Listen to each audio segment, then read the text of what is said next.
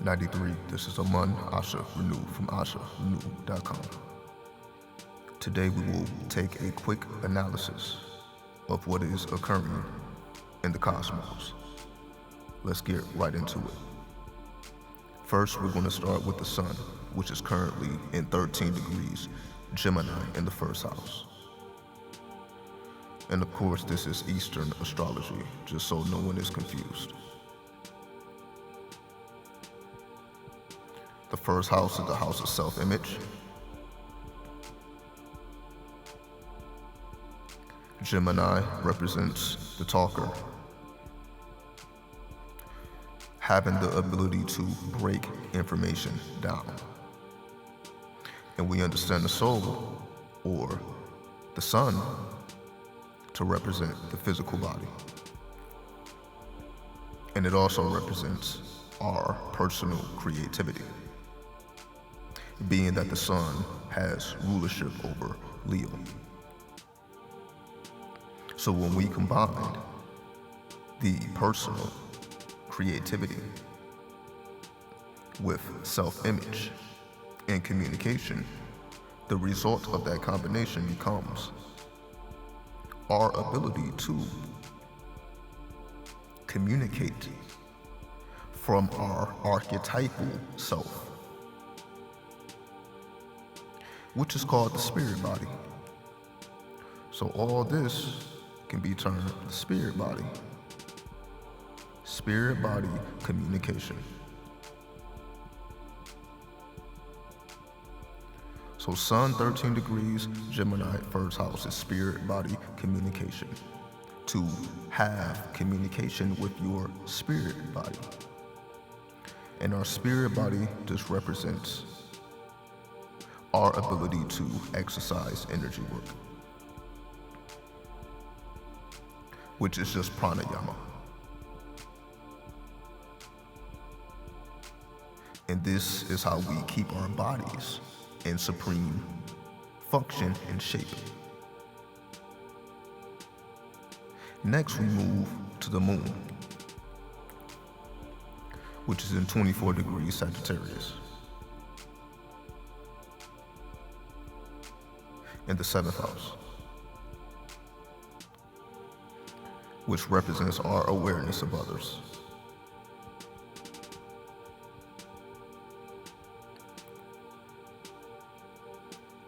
Sagittarius is the teacher, or the philosopher. And of course, we understand the moon to represent the subconscious mind.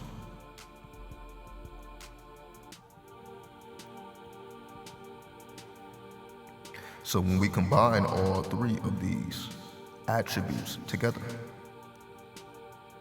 we have learning subconsciously, or subconscious learning from others.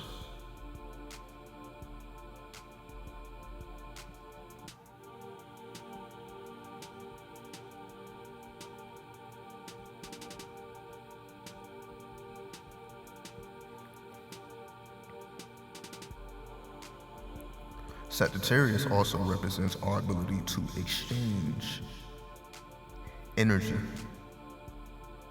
especially when it comes to education, as Sagittarius is the ruler of the 9th house, which is how we expand our horizons, especially when it comes to higher education. So the moon is seeking, or the subconscious mind is seeking, higher education from others. So the more we communicate with others, the more aware we become of others. Subconsciously, we can pull upon these energies and exchange these energies, so that the subconscious mind can be placed into those alpha brain waves, and we are able to absorb information directly out of our atmosphere, especially when we open ourselves up to others, not just in speech, but our subconscious awareness of others, because that is the ultimate field of education, when we are able to subconsciously tune into the awareness of others. Next, we deal with Mercury, which is 26 degrees Taurus currently.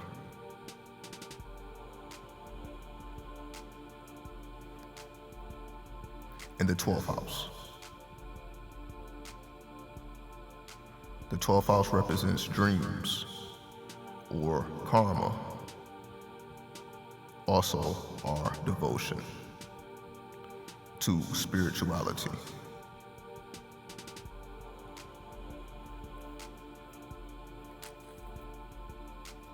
Taurus represents our ability to build a system to support ourselves, which is why the second house represents our bank account, our ability to attract and create resources. This is why Taurus is known as the farmer, someone who is able to utilize the resources of the land and multiply them. So we call Taurus the farmer, using resources that you already have access to multiply the resources that you don't have access to. So in other words, we may not all have access to money, but we all have access to resources of a different kind. We must learn how to transfer what we do have to obtain what we don't have, which is why Mercury is known as the god of the thieves.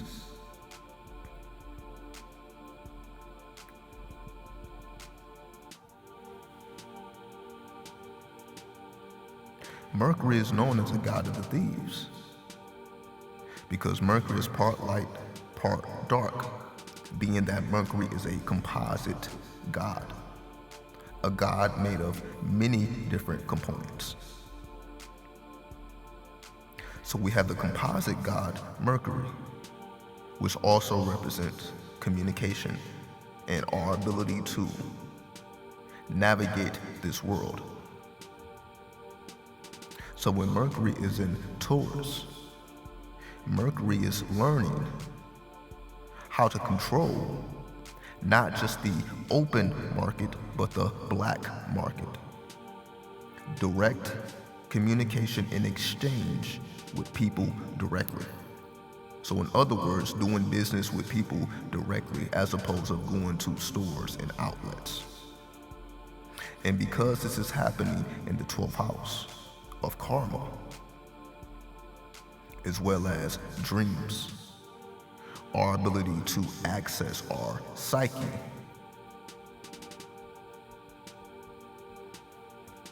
Taurus, once again, is the farmer or the grower. Growth of the psyche comes from navigating both worlds, because we must master the open market and the black market. And when we are able to access resources from the open market as well as the black market, because we understand all of this is controlled by our psyche, it's controlled by our dreams, by our karma, by how devoted we are to our spirituality. All of these concepts and attributes matter, and they make a huge difference between your success or failure. So to be the god of thieves just means you are amoral, meaning what is right or wrong is based upon you and not what someone else said or feels or another system has prescribed laws. You take it as it comes to you and make decisions as you need to make them. When it comes to Venus and Mars, they are both in the zodiac sign of Cancer. Venus is 7 degrees Cancer in the first house, and Mars is the 18 or the 18th degree of Cancer in the second house.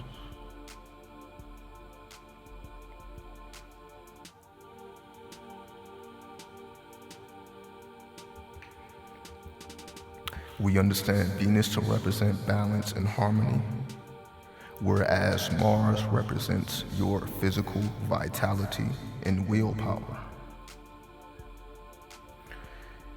So we understand Venus to represent art and beauty. So our artistic expressions are coming through Cancer, which is a cardinal water sign. So this represents incoming emotions. So when it comes to Venus, or your art, as well as your physical energy,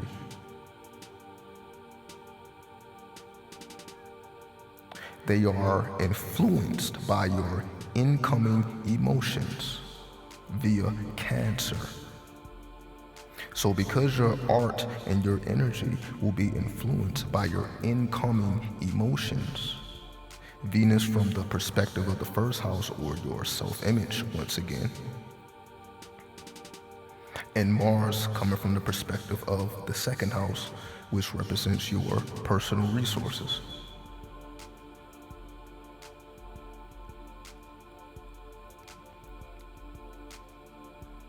So this is a good time to beautify your self-image artistically. So artistically, your self-image is the most important. When it comes to your energy, our energy is heavily invested into attracting personal resources, especially when it comes to Mars. Our ability to take action and our ability to be fearless, our ability to see things through to the end.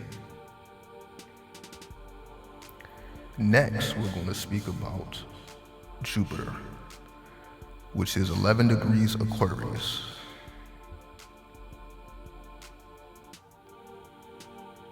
In the ninth house. And we understand the ninth house is about higher education. Jupiter is about expansion.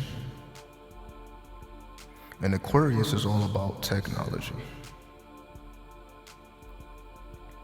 So when we bring these attributes together,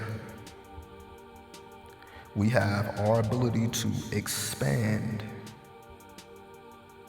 our horizons at this current time, especially when it comes to your higher education, to be self-taught, to learn philosophy. All this will come through technology, especially computers, and especially when you are in a group consciousness, as Aquarius, or the 11th house, represents the group consciousness.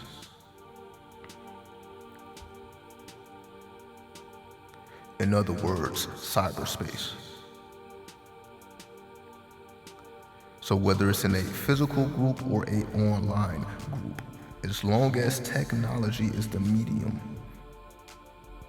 for you to expand your higher education, if you are doing so by utilizing cyberspace or doing so in a group, you will have an easier time absorbing in the necessary information and the necessary education if it is done in a group, or it is done through cyberspace in a group. So anytime you have the ability to do something in a group through the utilization of technology to further your own education, this is what Jupiter is pulling for currently. Next, we will speak about Saturn, which is in 22 degrees Capricorn.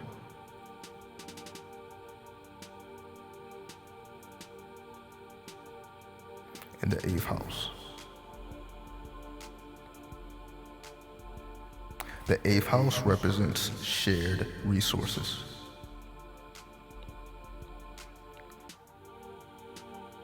Which is why it is the opposite of the 2nd house. because the second house represents our personal resources. So because the 8th house is opposite of the second house, the 8th house will represent our shared resources. It also represents our sexuality.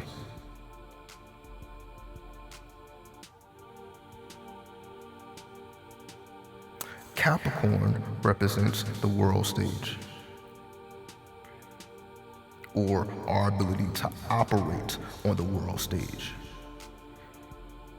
Because Saturn represents our career and all things long term. So when Saturn is in Capricorn, we understand this is a very worldly combination, as Saturn makes you more focused on career, makes you more money conscious. And when Saturn is in Capricorn, Saturn feels very at home in the expression of Capricorn, as Saturn is the ruler of Capricorn. So Saturn is in its natural element when it is in Capricorn, which is dealing with the public. So basically your public persona is represented as Saturn, or the 10th house cusp. And because this is taking place in the 8th house of shared resources, this is a good time to, on the world stage, and combine your resources with others who can understand economics, who can understand how to serve the public, who can understand how to actually solve problems and offer solutions. So if you are a person who can offer solutions, you are a problem solver, especially when it comes to the public, and you have no problem sharing your resources for the greater good, especially because it's the 8th house of mysticism and secrets. So when Saturn is in the 8th house, Saturn more so contracts our sexuality, as Saturn represents contraction, as Jupiter represents expansion. So whenever Saturn manifests, you understand that contraction is occurring, or pressure, or compression. So whenever Saturn presents itself, it represents compression. So because the 8th house currently is being compressed, or contracted, restricted, you may feel a restriction when it comes to intimacy or shared resources. Again, if it is done outside of business, because Saturn is only concerned with business. So if you're trying to do anything outside of the realm of business, you're going to have a harder time.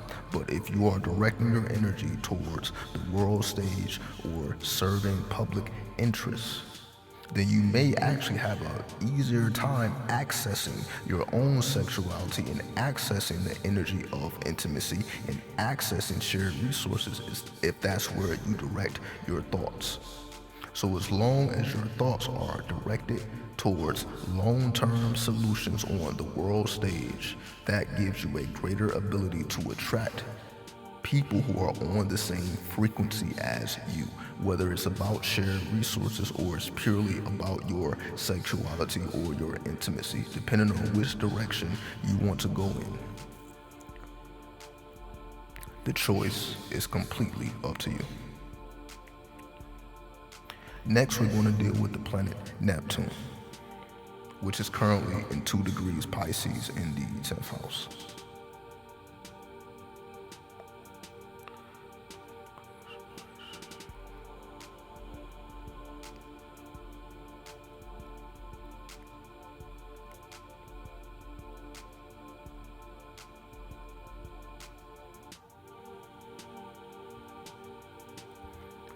So once again, just as I explained, the 10th house represents our career or our public persona.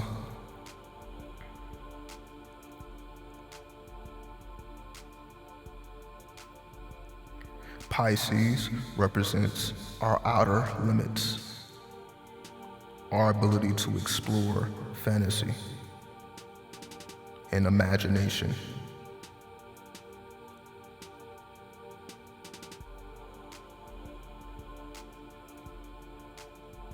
Neptune represents our spiritual ideal.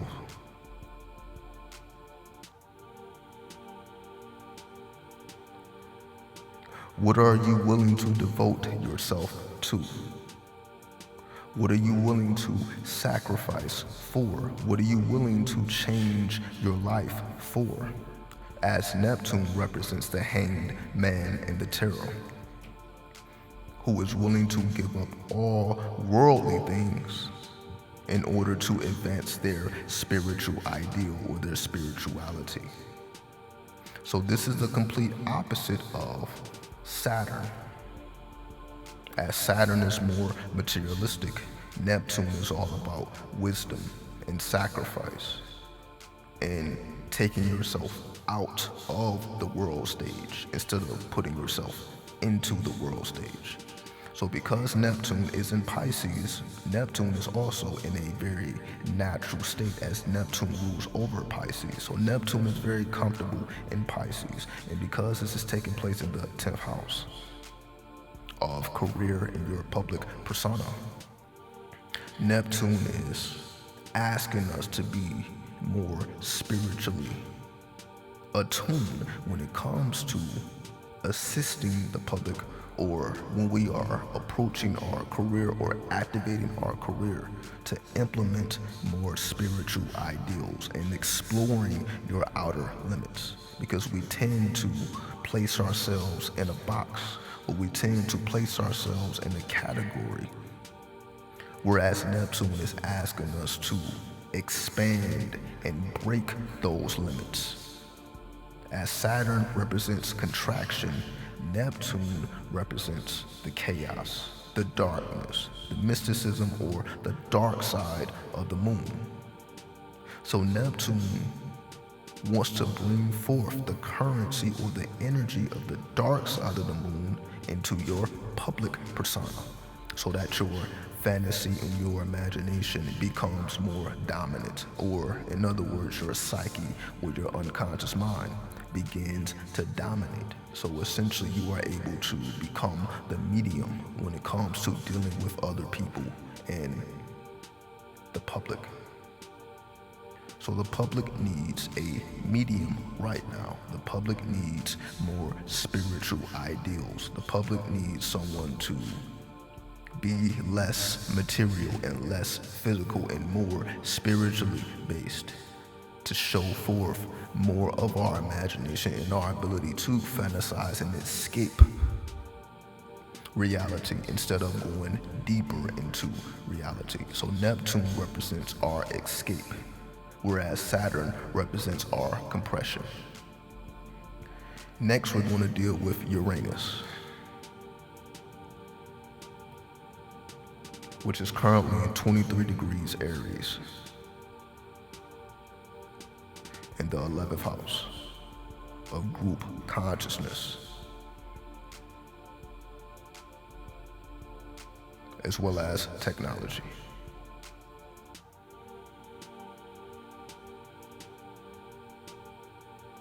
Aries represents the head, or the starter, because Aries are the starters of the zodiac. Uranus represents our ability to invent, to be unique and creative, as Uranus represents our uniqueness. So all things that are unique to you comes from Uranus, because that is where our inventive mind dominates. So when it comes to invention, those who are able to bring forth the next wave, as Aries is the starter of the zodiac once again. So Aries is looking for the new energy that is being initiated into the zodiac, whereas Pisces is releasing the energy. Being the tail of the zodiac, Pisces is releasing that karmic energy.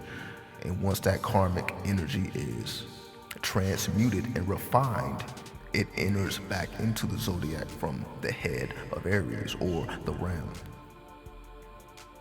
So when it comes to our unique expression, when it comes to our ability to be inventive, to navigate our way through life with our ability to be inventive, our ability to utilize technology, our ability to utilize our computers, our abilities to access the internet and make something of ourselves via all of these tools we have access to. So Uranus is calling us to utilize technology, utilize the internet, utilize your online community to invent new solutions,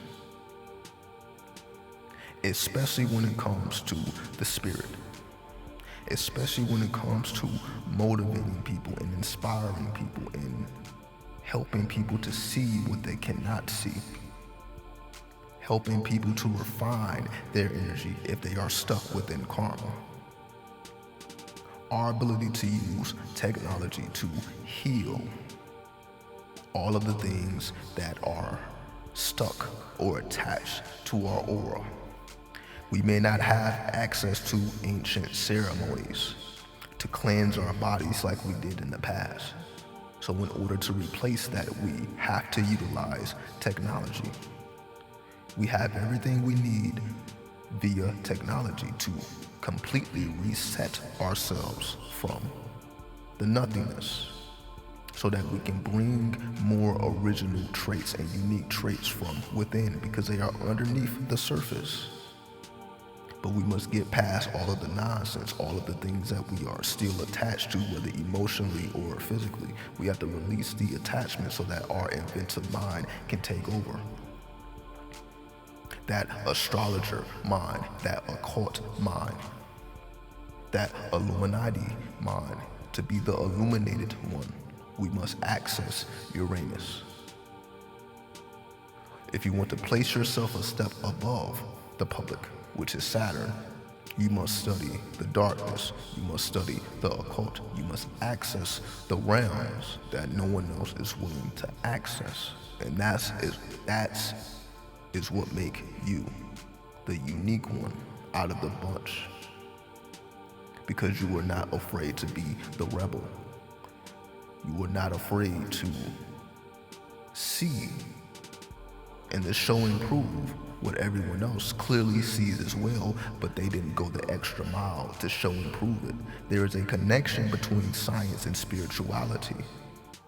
Even though most scientists don't believe in spirituality and most spiritual people don't adhere to the religion of science, there is a common thread between the two, and it is our duty to merge the two worlds together so that we see the full picture and not allow ourselves to be divided by those who may be in position to keep us away from all these things, so that we think we are different, that we should be over here or over there, when we need to embrace the universal science collectively. Lastly, we'll deal with the planet Pluto, which is expressing itself through Capricorn, 5 degrees. In the 7th house, which once again represents our awareness of others and contracts, as well as relationships, contracts, and our awareness of others. Capricorn once again represents the eye. The eye comes from ion. The Hebrew letter for Capricorn is ion, and ion is symbolized as the eye, and that's why Capricorn represents the world stage when all eyes are on you. We understand Pluto represents transformation, our ability to generate a metamorphosis from within. So when we put this equation together, Pluto is touching the eye of Capricorn. So the eye of Capricorn is going through a transmutation. So we must transmute what we see or what we think we see with our eye. We can literally see anything that we choose to see. Pluto in Capricorn is asking us to be wise in what we choose to see, especially when it comes to our awareness of others. We must be very mindful of what we choose to recognize within others, because whatever we choose to recognize in others, we will bring it forth also from within ourselves. So if we choose to focus on the negative, for example, of others, that same negativity that we are directing our energy towards via focus also brings out that same attribute within ourselves. So if we are aware and very mindful that all eyes are on us, and that is based on what we choose to direct our eye attention to, the more mindful we are in how we direct our eye focus, especially when it comes to contracts and relationships and just being aware of others. When we make it up in our mind that we want to transform for the better, not the worse, to transform for the better so that we are more honorable in the public eye, and we see more positive attributes even in negative people, we begin to heighten our awareness of others, because it is not about one individual person, it's about our awareness towards others as a whole. And if we can do that with one person, we can do that with everyone. And when we do that with everyone, it becomes a mindset, and that mindset begins to grow into your reality. So when we are constantly transforming what we choose to perceive, so that the negativity can be dissolved and the positivity can grow and flourish. We have to constantly do this on a daily basis. So we have to constantly test what it is that we are perceiving, especially when it comes to others, especially when it comes to contracts, because things can get very muddy very quickly if we make a misstep in calculating what another person may be thinking, what we think they may meant, what we think they may have meant by their words, ways, or actions, so on and so forth. So we must be very mindful when it comes to our awareness of others, so that we don't have a miscalculation and hit the reset button on ourselves for no apparent reason. And we end up destroying instead of building, when it all could have been prevented with mindfulness. So Pluto is telling us to be very mindful of our ability to transform anything we touch. Pluto has the ability to transform anything that it touches. So when you have the ability to change others with how you perceive them, not what you necessarily say to them, but how you perceive them, when you perceive people differently, you get different results. Not just from the actual person, but from the collective consciousness as a whole, because you are choosing to direct your focus in a certain way instead of a negative way. So that represents what's going on with the 10 planets currently.